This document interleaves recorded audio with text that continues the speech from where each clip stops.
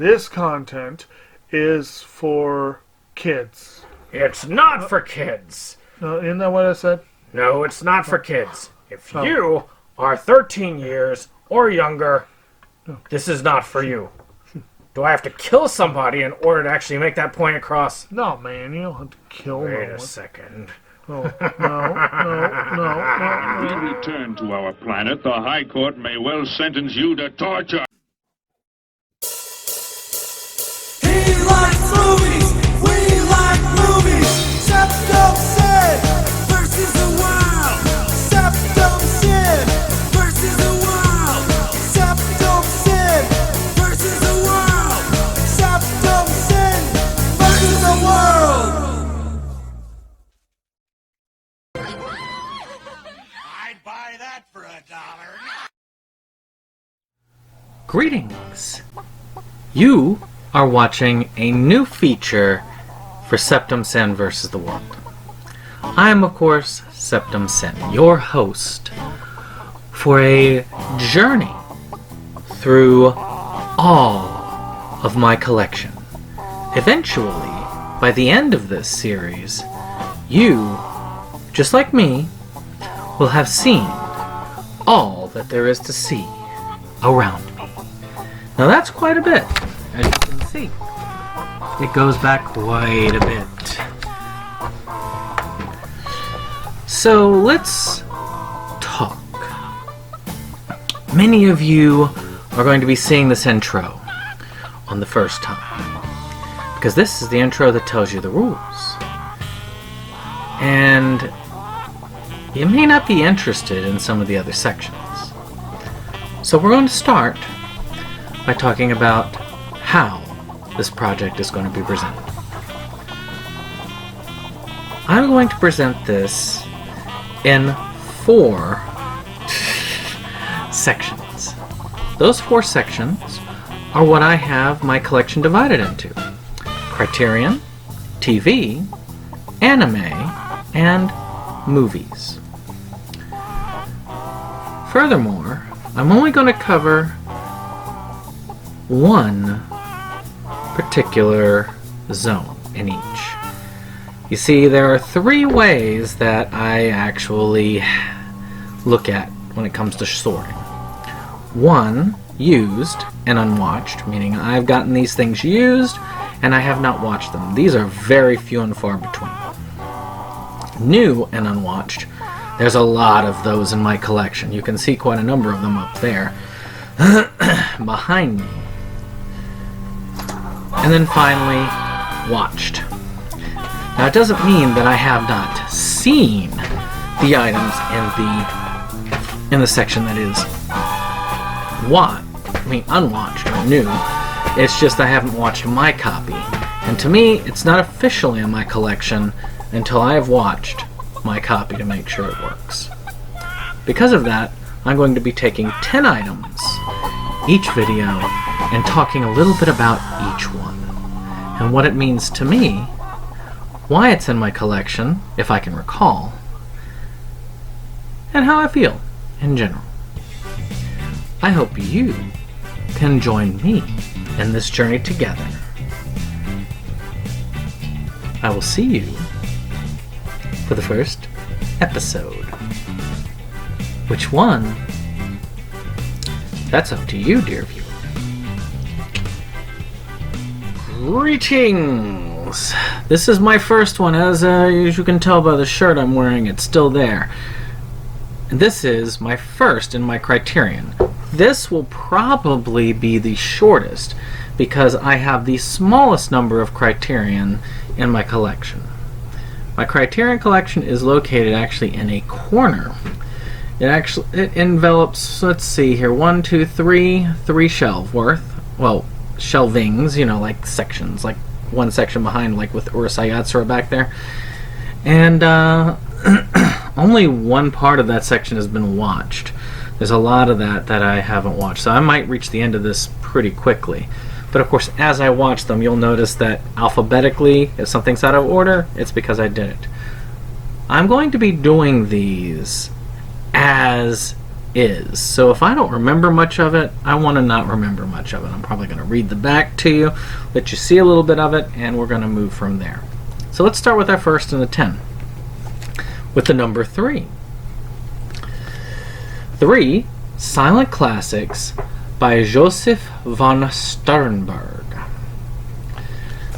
Now, I got this because of Underworld. I'm not going to lie.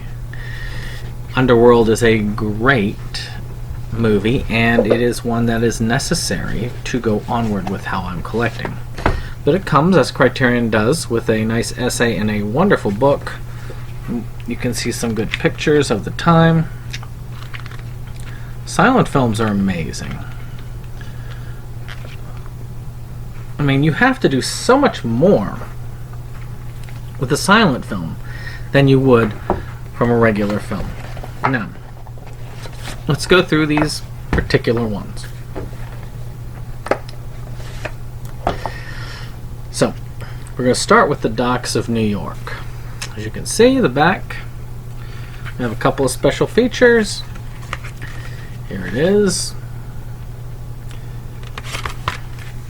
So, Roughneck Stoker Bill Roberts, George Bancroft, gets all sorts of trouble during a brief shore leave when he falls hard for May, played by Betty Compson, a wise and wary dancing hall girl, and Joseph von Sternberg's evocative portrait of lower-class waterfront folk. Fog-enshrouded cinematography by Harold Rawson, The Wizard of Oz. Expressionist set design by Hans Dreyer, Sunset Boulevard. Very good movies, both. And and central performances by Bancroft and Compson make this one of the legendary director's finest works, and one of the most exquisitely crafted films of the era. Special features: new restored high-definition digital transfer, 2 scores, one by Robert Israel and the other by Donald Sosin, and in a silent film, the score is everything. And Joanna Seaton. Oh, I missed one. Swedish television interview from 1968 with director Josef von Sternberg, which is cool. This was a 1928 film. Now, I do remember watching this quite a bit, and reading the back definitely jogged the memory, knowing what this was about. I mean, those people who shoveled the coal on these ships, they lived miserable lives. They worked hard, they got next to nothing. It's one of those things, you don't necessarily work hard and benefit. But you know, when they went in, it's just, it was really cool in showing that life, showing how tough it was. I was really pulling for this to work out. And I really wasn't disappointed. This was a worthy film in this collection. So next, The Last Command. Another very powerful film. As we can see here. Got our things going on here. Of course, our back.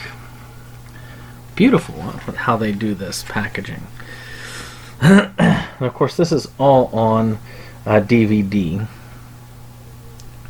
Emil Jannings won the first Best Actor Academy Award for this performance in this, and as a sympathetic tyrant, an exiled Russian general turned Hollywood extra who lands the role playing a version of his former Tsar self, bringing about his emotional downfall. Josef von Sternberg's The Last Command is brilliantly realized silent melodrama and a witty send-up of a Hollywood machine, featuring virtuoso cinematography, grandly designed sets and effects, and rousing Russian Revolution sequences. Towering above it all is the passionate, heartbreaking Jannings, whose portrayal of a man losing his grip on reality is one for the history books. So this actually comes with, and to me, you get Criterion because it's an excellent restoration and you get excellent special features. New restored high definition digital transfer, 2 scores, New visual essay by film scholar Tag Gallagher. This one is also one I got this for because I'm trying to collect every Oscar-winning film. In those first years, it's very hard to get these. And this man did an excellent job in the film. If you haven't seen it, it is worth checking out. So 2 for 3, right? Out of my memory. So Underworld, which is the other one that I bought this for. Actually, it was the first one I bought it for, and then realized about the Oscar win after buying it and was going, yes, during the Criterion sale. So, of course, you get the Underworld thing here and the back. So, Josef von Sternberg's riveting breakthrough is widely considered the film that launched the American gangster genre as we know it.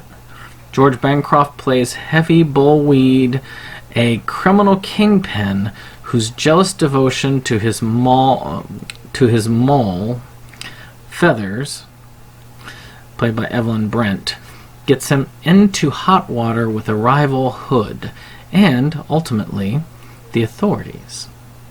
Further complicating matters is the attraction that blossoms between Feathers and the alcoholic former lawyer Clive Brooke. With its supple, endless, expressive camera work and tightly wound screenplay, based on the story by the legendary scribe Bengt Hecht, who won an Oscar for it the first year the awards were given, Underworld solidified von Sternberg's place as one of Hollywood's most exciting new talents. So this was 27. The other one was 28. So these are all like right next to each other and releases for that first Oscar year. So this was really a boon. I got 2 major wins for that first year of the Oscars. And so we got new high definition, 2 scores, of course, new visual essay by UCLA professor Janet Bernstein. So we've got some decent ones. It's not, again, the first one seems to have most of the extras for it. This one was a powerful piece. Not as memorable as the other 2 for me, but I do hold some of it in my mind. I was able to conjure some just from that reading. And that's my thought is, can I conjure up some of these when I come back to them again? Like, let's say I watch one over the next week between now and the next time I do one of these, and they'll be released at uneven intervals. So let's say I view one of these and come back, I might be like, oh yeah, I remember this fine. Watched it yesterday. But still, very good. So overall, this is an awesome collection. Well worth getting on the Criterion sale. 90% of these I got on Barnes & Noble's Criterion sale. This next one was an exception to the rule, which is 310 to Yuma. Oops, there we go. The original, not that remake. As you can see, I got that there. A nice little book with the essays. I actually got this when my grandfather passed, which is sad. He loved westerns, and this was one of those westerns. And since I was one of the few people who actually collected movies in the family, I got pretty much all of their small set. So in this beautifully shot, psychologically complex western, Van Heflin is a mild-mannered cattle rancher who takes on a task of shepherding a captured outlaw, played by cucumber-cool charisma Glenn Ford, to the train that will deliver him to prison. This apparent simple mission turns into a nerve-wracking cat-and-mouse game that tests each man's particular brand of honor. Based on the story by Eleanor Leonard, 310 to Yuma is a thrilling, humane action movie directed by the supremely talented studio filmmaker Delmer Davies, with intense feeling and precision. Well, it has a lot of restoration done to it, and has some interviews from author Elmore Leonard and actor Glenn Ford's son and biographer Peter Ford. So, not a ton of special features on this for the age. The movie itself was only partially memorable, and I'll admit the remake kinda floods into this a little bit, so it's a little bit harder for me to remember which one's which. It didn't strike me a lot, but it takes a lot for a Western to strike me. I'm not a big Western person. But is it important? Of course it's important. And because the memory is attached to this, it isn't going to go anywhere. So next up, an infamous one. 8.5. Now this one I got used. I got used at a movie stop for, I think, around $5, which is not bad for this. It is a very important film. It's an extremely important Fellini film. You can see the booklet was still intact. It's unfortunately kind of iffy, and it's not the best condition, but it's still in a pretty decent condition. So, one of the greatest films about film made, Federico Fellini's 8.5 turns one man's artistic crisis into a grand epic of the cinema. Guido Anselmi is a director whose film and life is collapsing around him. An early working title on the film was La Bella Confusion, the beautiful confusion, yes. And Fellini's masterpiece is extremely that, a shimmering dream, a circus and magic act. The Criterion Collection is proud to present the 1963 Academy Award winner for Best Foreign Language Film, one of the most written about, talked about, and imitated movies of all time, in a beautifully restored new digital transfer. On this, you have some special features, new digital transfer, of course, audio essays, 22-page booklet, theatrical trailer, improved English subtitles, which is worthwhile, I'm sure. Let's see here. A documentary, a director's notebook. Nino Rota, Between Cinema and Concert. Another 48-minute documentary. Well, I said 48 hours. Interviews with actress Sandra Milo. Director Lena Wottermuller, whose career began on the set of 8.5. And cinematographer Vittorio Storaro, who discusses the revolutionary art of Gianni di Venanzo.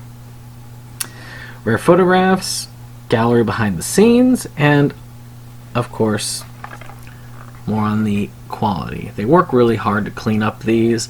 You rarely get a Criterion that looks like crap. Trust me. This, I don't like this. Maybe one day I'm going to give it a second chance. It was on my list, on that short list for the Movies Galore upcoming topic, which is a film that you did not like the first time and you need to give it a second chance. Sideways went out on that, but 8.5 was definitely a close second. It was one that bored me, made me mad, and just felt like a pretentious art piece, which it is. It's actually the film that had me say that, yes, that had me joke, but put in there that Fellini is the only person pretentious enough to get a 10 in art. Alright, next up, the 49th Parallel. I actually watched this not too long ago. And of course on the back you can see, we open that up, look at all that beautiful footage there. We've got ourselves a 2-disc edition. We got a couple booklets. We got this little thing, talk about the 2006 Criterion releases. And of course our booklet. You can't have one of these without a booklet. Gotta have your essay. These are art pieces after all. So, at once a compelling piece of anti-isolationist propaganda and a quick-witted wartime thriller, 49th Parallel is a classic early work from inimitable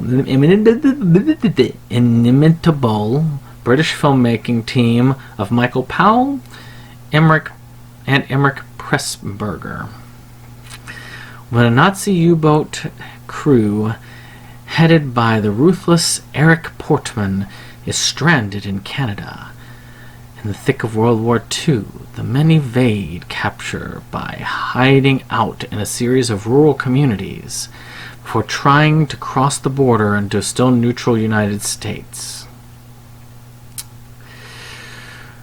Both soul-stirring and delightfully entertaining, 49th Parallel features colorful cast of characters played by larger-than-life actors Laurence Olivier, Raymond Massey, and Anton Walbrook, as well as Leslie Howard, 1941.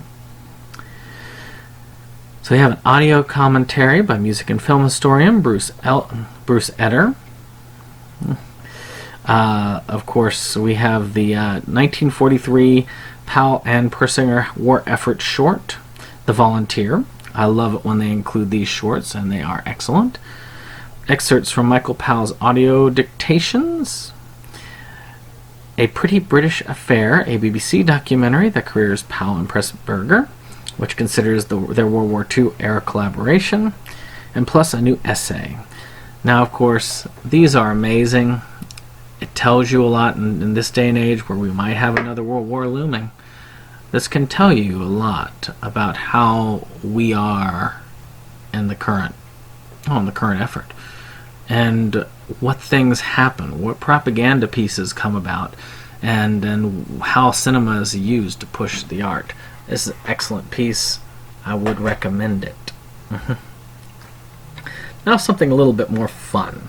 The Beatles, A Hard Day's Night. Oh, I had to get this. My favorite Beatles movie is Help. I love the wackiness of the Beatles movies. I mean, I can see where they got the monkeys from as far as that's concerned, because that's what a lot of it comes down to. Meet the Beatles, just 1 month after they exploded onto the U.S. scene with the Ed Sullivan Show. John, Paul, George, and Ringo began working on the project that would bring their revolutionary talent to the big screen. Hard Day's Night, in which the bandmates play slapstick versions of themselves, captured the astonishing moment when they officially became the singular, irrelevant idols of their generation and changed music forever. This was 1964. Big year, big year. We had audio commentary for the cast and crew. In their own voices, a new piece combining 1964 interviews with the Beatles and behind-the-scenes footage. You Can't Do That, The Making of a Hard Day's Night, and 1994 documentary. Trailers plus an essay, as always. This was fun. I love the Beatles movies. They really were fun pieces. I'm hoping eventually that this will bring forward Help. I can't really. It's been a while, so it's hard to say. But I am glad I got this in my collection. They're fun movies. Next, A Night to Remember. One of those Titanic ones. So, again, I have several Titanic films. Not just Titanic. This one that you probably could say is one of the first of the Titanic films. There were actually survivors of the Titanic that got to see this film. That's how early it was. It was 1958. On April 14th, 1912, just before midnight, the unsinkable Titanic struck an iceberg. In less than 3 hours, it had plunged to the bottom of the sea, taking with it more than 1,500 of its 2,200 passengers.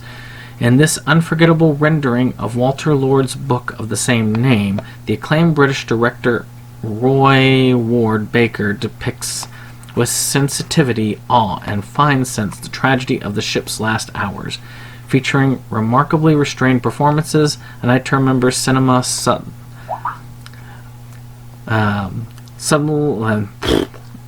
best dramatization of the monumental catastrophe. There's an audio commentary by Don Lynch and Ken Marshall, author of An Illustrator of Titanic and Illustrated History. There's a making of, which is a 60-minute documentary. Interview with Titanic survivor Eva Hart. Unnat att minnas, a half-hour Swedish documentary. It actually has interviews with Titanic survivors. The iceberg that sank the Titanic, 2006, 50-minute documentary and a trailer. This is one of those that shows why Criterion is so important and how Criterion can be done correctly. This is one that was shown in theaters and the people thought it was very realistic. There were two versions of this that I saw back to back, so I kind of mix them up, but I feel like this one was the better of the two. This one didn't feel as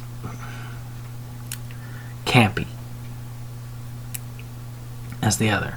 It felt a little bit more real with what it had. So, very good if you like your Titanic movies.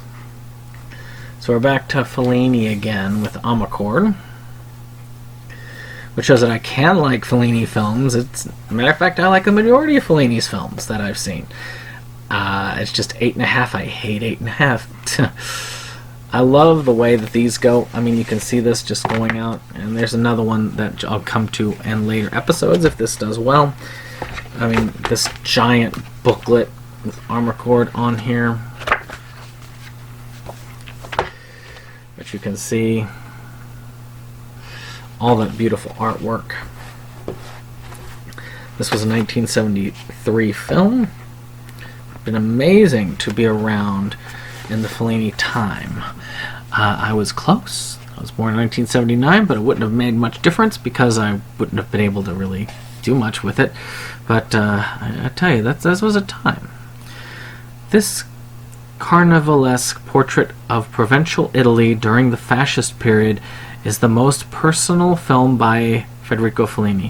It satirizes the dictator's youth and turns daily life into a circus of social rituals, adolescent desires, male fantasies, and political subterfuge, all set to Nino Rota's classic nostalgia-tingled score.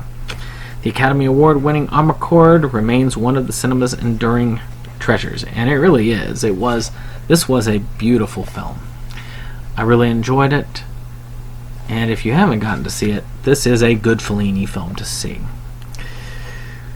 So we got a 45-minute documentary, Fellini's Homecoming, video interview with star Magali Noel, Federico Fellini's drawings of characters in the film, Felliniana, a presentation of Ifirma devoted to Amarcord from the collective Don Young, archival audio interviews with Fellini, and restoration demonstration, deleted scenes for a 1973 film. That's pretty impressive. And the American release trailer. So again, you can even do this in the English dub, which, you know, if you are one of those, you could definitely do that. It's gonna take me a minute because it's a big set. America Lost and Found. Yes, the PBS story. I love this set. It is an excellent set. As you can see, we of course got our book. It's a huge book. There's lots of films in this. I got this for several pictures actually, but there are a couple that are on here. So this one is of course two films, Drive, He Said, and A Safe Place. You can see there. So for Drive, He Said, and A Safe Place, two most overlooked films from the BBS era. Drive, He Said, and A Safe Place are daring personal character studies and directional debuts of the respectively Jack Nicholson and Henry Jaglom. Nicholson's feverish snapshot of the early 70s concerns a disaffected college basketball player and his increasingly radical roommate. In Jaglom's delicate fantasy-laced drama, Tuesday, Weld stars as a fragile young woman in New York, unable to reconcile her ambiguous past with her unmoored present. Orson Welles also appears and disappears as a Central Park magician. So 70 and 71, respectively. Again, you've got a couple of these. The digital transfer for one of these was, Drive, he said, was actually supervised by Jack Nicholson himself. Cautionary Tale of Campus Revolution and Sexual Freedom, which was a video piece featuring the director. And of course your trailer, then for A Safe Place, again, you get a good digital transfer, audio commentary with the actual director. Henry Jaglom finds A Safe Place, a 2009 video featuring the director. Notes on New York Festival, a 1971 video interview with Jaglom, the filmmaker, and outtakes. So, and the screen test. That's pretty awesome. Head is one of those that's, I believe this was it's actually a piece by the Monkees, as I remembered. It feels weird in this. 1968. Hey, it's the Monkees. Being catapulted through one of American cinema's most surreal 60s odysseys.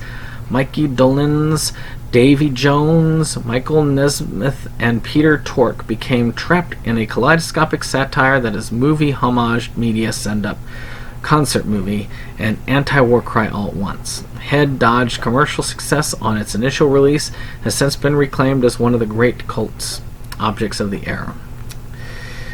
Again, audio commentary featuring the Monkees, new video interview with director Bob Rafelson, new documentary about BBS featuring critic David Thompson and historian Douglas Brinkley, screen test with the Monkees, trailers and TV and radio spots from you, including the behind-the-scenes photos. And you got a nice 1968 television interview.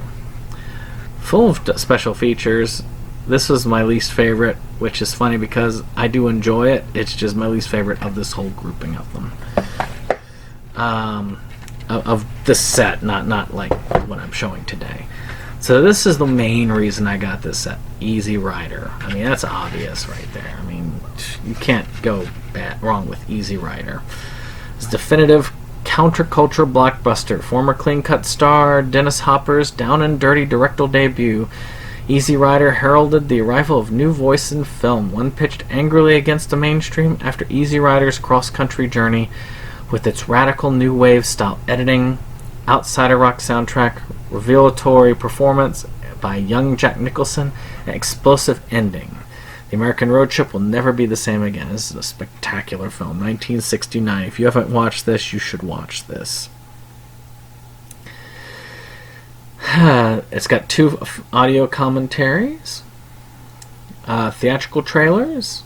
Of course, it has a second disc, which you've got the Born to Be Wild and Easy Rider Shaking the Cage documentaries.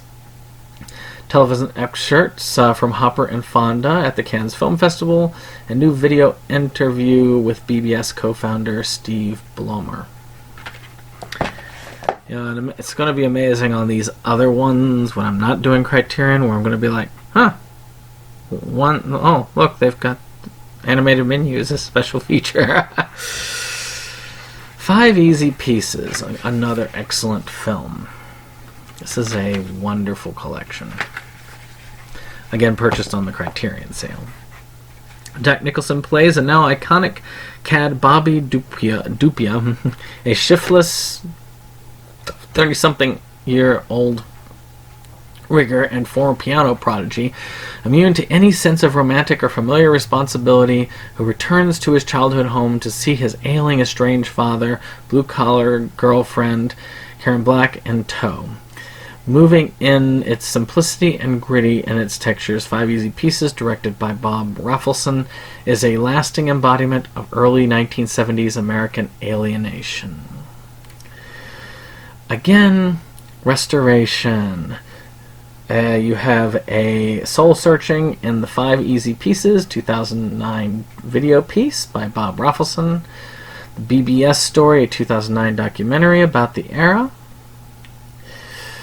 with a lot of the actors, including Nicholson.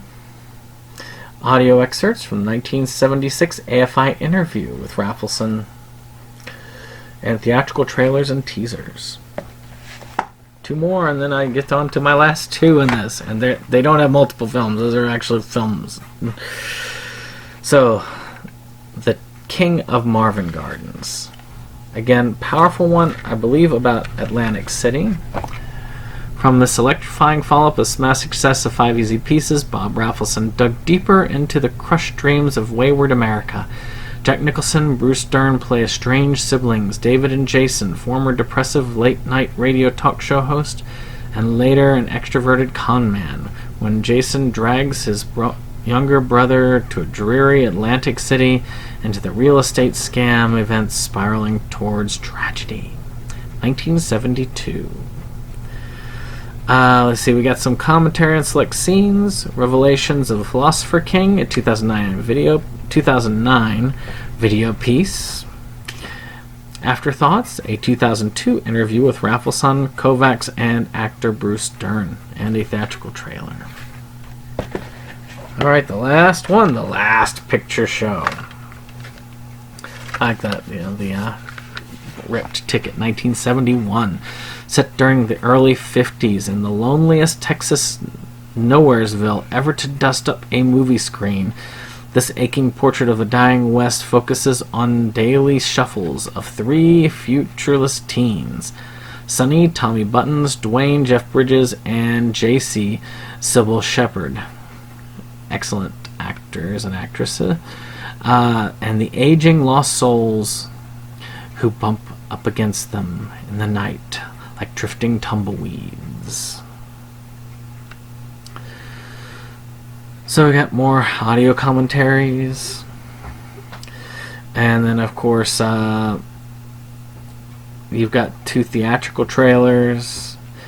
The last picture show, Look Back and Picture This. So 2 documentaries about the making of the film, discussion with the filmmaker, a 2009. Oh, that's why. I apparently have some old shoes on. A discussion with filmmaker Bob Bogdanovich and screen tests. So, overall, this is an excellent set. Head is probably my least favorite of the group in there, and that's just because it's not as good as the rest. It's kind of this odd thing that's mixed in there. So, one of my less favorite films, for more reason, is Antichrist. Still very important. Lars von Trier I have a kind of an odd relationship with. I love The Kingdom. The Kingdom is exquisite work. The rest, I mean, you know.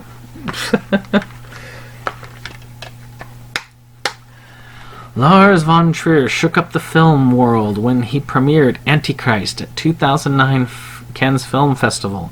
And this graphic psychodrama, a grief-stricken man and woman, a searing Willem Dafoe, and Cannes Best Actress winner Charlotte Gainsbourg retreat to their cabin deep in the woods after the accidental death of their infant son, only to find terror and violence at the hands of nature and ultimately each other.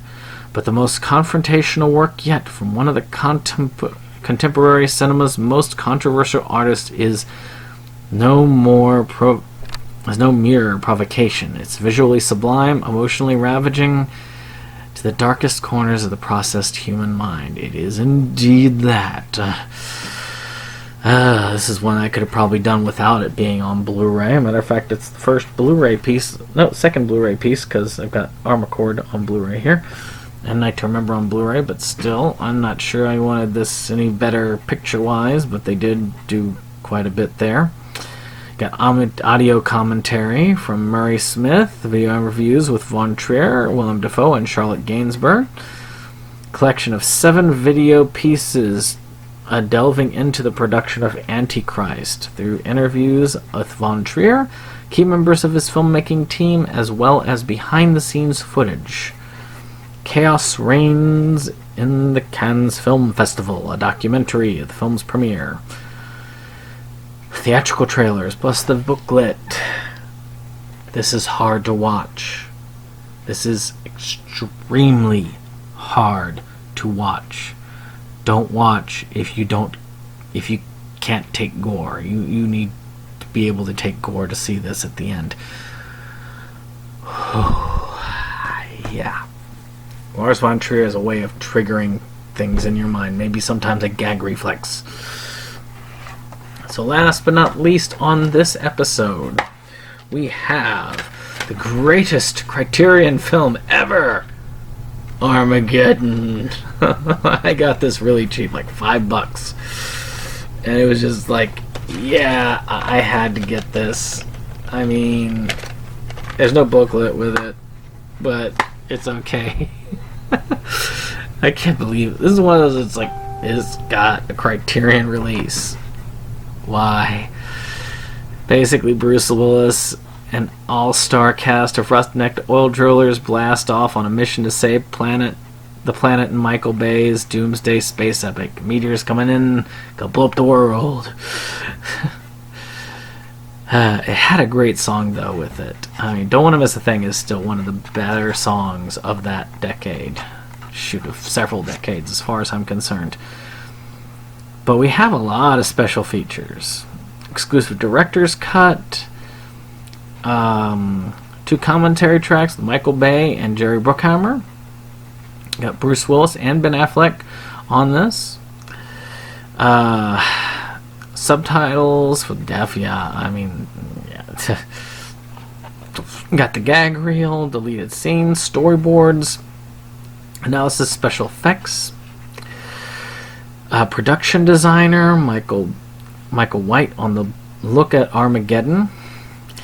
The Aerosmith music video, I Don't Want to Miss a Thing, plus interviews with band members.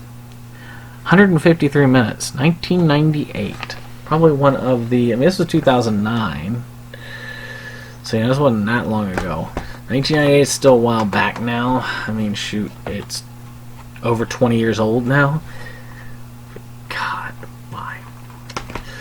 Alright, well, this was my brief view into my collection. I hope you've enjoyed this. Of course, if you did, hit the like button. Of course, subscribe and share so that you can get more love and gain more love in this process. But as we go through the collection, we'll be seeing more, and in this case, more Criterion. And I've got plenty more where that comes from. Maybe not that many more collections, but we'll see. And we'll see you on the next one.